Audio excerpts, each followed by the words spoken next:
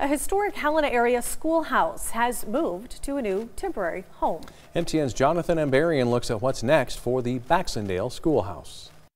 On Wednesday morning, the Baxendale Schoolhouse rested at a new location off Country Club Avenue near the intersection with Head Lane. The school, built more than 100 years ago, was moved from its former home at the Wasweiler overnight. The move is part of the Montana Preservation Alliance's plan to restore the historic building.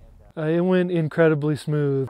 Temietti and Son House Moving of Whitehall lifted it off its foundation, then hauled it 3 miles to the new location. Organizers say they were lucky as they wrapped up the move before a snowstorm moved in. The weather was great all the way through. MPA leaders say they were impressed with how efficiently the movers worked. They didn't even take the windows out. That's how smooth of a ride it had, that it didn't even flex enough to crack glass in the windows.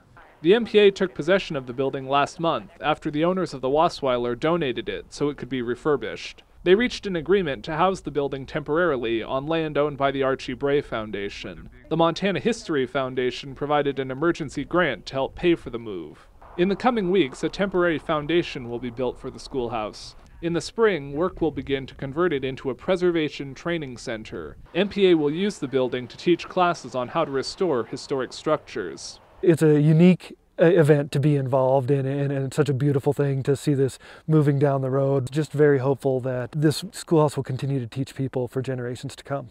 In Helena, Jonathan Ambarian, MTN News. MPA leaders say this was at least the 3rd time the Baxendale Schoolhouse has been moved.